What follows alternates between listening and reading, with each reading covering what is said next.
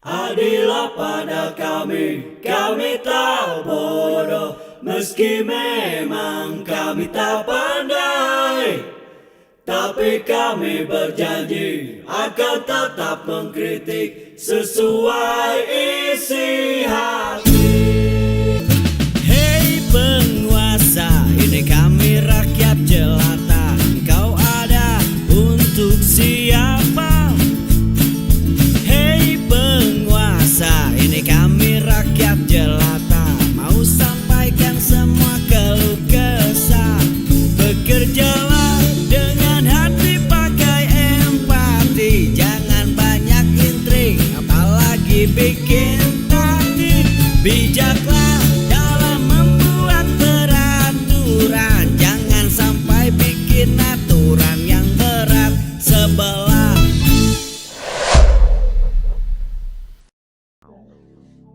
Bang. Yuk, PT Sritek ditutup nih bang. Gimana bang?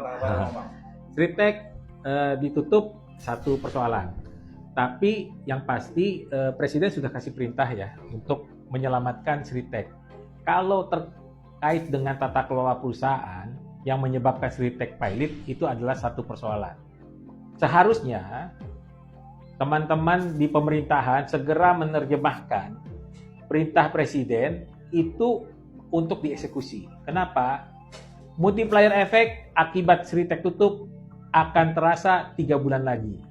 Berapa banyak industri lain nanti akan menyusul. Karena apa? Sritek itu kan satu Sritek, tapi dia punya ekosistem. Ekosistemnya pasti akan terganggu.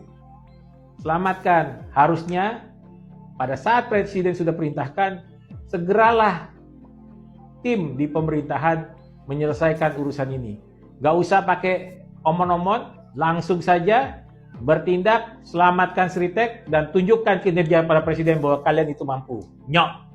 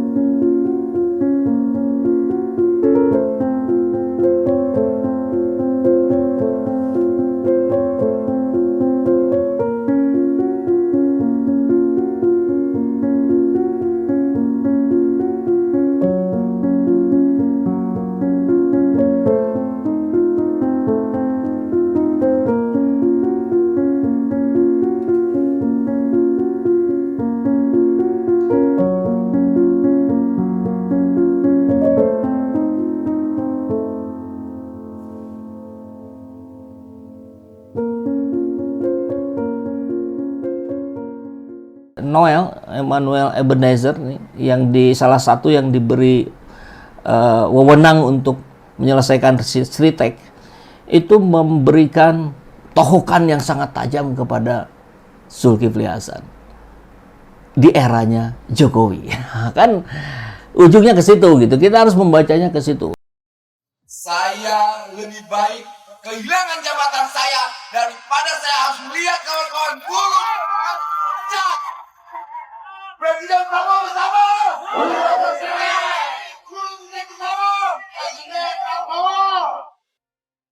Sritek sekarang sedang mengalami cobaan.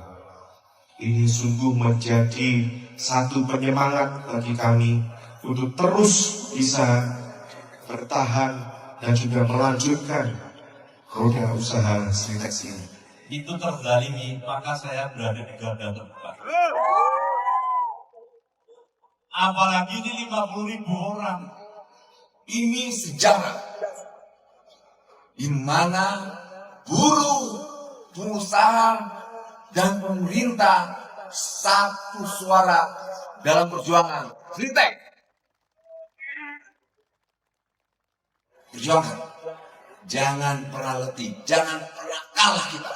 Negara benar-benar harus hadir. Ini bukan sekedar perjuangan, tapi dari Sritek inilah bangkit kekuatan-kekuatan di mana antara buruh dan pengusahanya bersatu untuk menyatakan sikap kita tidak akan biarkan NKRI ini hancur gara-gara kebijakan yang salah. Saya lebih baik kehilangan jabatan saya daripada saya harus melihat kawan-kawan buruh. Dua faksi di kabinet Prabowo itu nyata adanya. Satu persatu loyalis Mulyono pergi dan mulai menyerang Mulyono. Dan kalian harus tahu keputusan Mendag nomor 8 tahun 2024 yang dikeluarkan Zulhas itu atas arahan atau suruhan dari mantan presiden sialan. Ya apa ini? Cynthia. Coba kita dengar ya di podcastnya siapa ini? Akbar Faisal Uncensored. You coba sedikit, tidak perlu terlalu detail ya, tapi coba jelaskan ke kita sedikit hingga kemudian kenapa Anda, tentu saja Anda mewakili pemerintah ya sebagai wakil menteri, bukan jabatan yang rendah ya untuk mengeluarkan pernyataan seperti ini. Apa identifikasinya hingga kemudian teman-teman di pemerintahan setidaknya di 4 kementerian yang diperintahkan oleh Pak Prabowo itu mengatakan, ada permainan nih kalau kayak gini nih, ada sesuatu nih kalau kayak gini. Kalau ini kan analisa saya ya, dan saya punya keyakinan 100%. Saya bisa pertanggungjawabkan jabatan saya. Oke. Saya silakan pecat saya kalau seandainya saya salah. Ada yang namanya monster hadir. Monster itu bernama Kepmen, Putusan Menteri Perdagangan nomor 8 2024. Iya. Itulah yang membuat beberapa semakin kolab. Itu monster di kawan-kawan pengusaha tekstil ya. Dan itu mereka sampaikan, Pak Noel ini monster buat kami. Ini gangguan yang paling besar. Oke. Ini para berdebah ini nggak paham tentang dia demi cuan dia mengorbankan puluhan ribu buruh yang punya dampak ke keluarganya. Kita total itu bisa 200.000 angka kemiskinan dalam satu hari jika Sritek itu dihancurkan. Kalau ternyata itu menyangkut dengan perilaku pemerintahan sebelumnya gimana bro? Nggak peduli. Ini tidak bicara yang kemarin, kita mau bicara ke depan. Ini kan bicara tentang Indonesia ke depan, bukan Indonesia ke belakang. Kita tangkap. Kalau enggak sih lebih milih dipecat lah kalau nggak bisa memberantas manusia-manusia ini para berdebah ini nih. Meskipun itu teman-teman Anda di kabinet. Nggak peduli gitu loh. Ini kan persoalan buat bangsa ini. Iya. Saya hanya loyalitas tunggal saya. Loyalitas terhadap Prabowo yang punya cita-cita. Wah, loyalitas saya loyalitas tunggal kepada Prabowo. Dulu kurang lebih kan sama juga bilangnya. Loyalitas saya loyalitas tunggal, loyalitas kepada Jokowi. Tapi oke lah ya, di sisi itunya coba kita maklumi dengan gayanya Noel.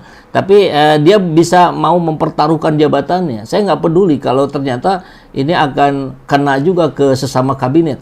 Tadi Noel bilangnya begitu ya, saya nggak peduli. Artinya apa? Yang dia bilang biadab arahnya ke siapa? Ya ke Zulkifli Hasan. Siapa lagi Menteri Perdagangan di eranya ketika keluar Permendag itu yang membuat kolaps perusahaan-perusahaan pabrik-pabrik di Indonesia. Jadi makin seru ini, makin buka-bukaan, makin seru, makin kelihatan faksi Prabowo dan faksi Mulyono. Ada 17 menteri dari warisannya Jokowi, apakah ini akan segera dihabisi oleh Prabowo? Saya berharap demikian ya.